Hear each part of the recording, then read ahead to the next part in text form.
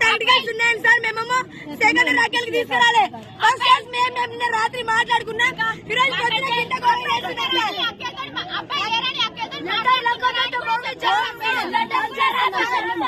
సిరిసిల్ల జిల్లా తంగళ్లపల్లి మండలంలోని tribal welfare గురుకుల పాఠశాలలో విద్యార్థినులు రోడ్డెక్కి తమకు న్యాయం జరగాలని పోరాటం చేస్తున్నారు. పీరియడ్స్లో ఉన్న విద్యార్థిని బాత్రూంలో స్నానం చేస్తుంటే పీఈటీ జ్యోత్స్న తలుపులు పగలగొట్టి ఆమెను కొడుతూ వీడియోలు తీసిందని విద్యార్థినులు ఆరోపించారు.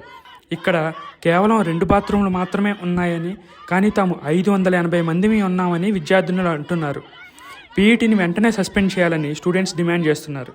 బ్రేక్ టైంలో పీరియడ్స్ ఉన్నప్పుడు ఒక ఆడపిల్లని బట్టలు లేకుండా బాత్రూమ్ లోకి వచ్చి కొడుతుంది సార్. ఇది టీచర్ కున్న క్వాలిటీ అయినా కొట్టుకుంటే వీడియో రికార్డ్ చేస్తారు సార్. ఈ పర్సనల్ డైరీస్ అన్ని చదువుతుంది. ఇది ఒక టీచర్ కి ఉన్న క్వాలిటీ అయినా. మేడం సస్పెండ్ కావాలి, ఇక్కడికి వచ్చి మాట్లాడాలి, ఆ లెటర్ మాకు చూపించాలి. అప్పటి వరకు మేము ఇక్కడ నుంచి కదలేదు.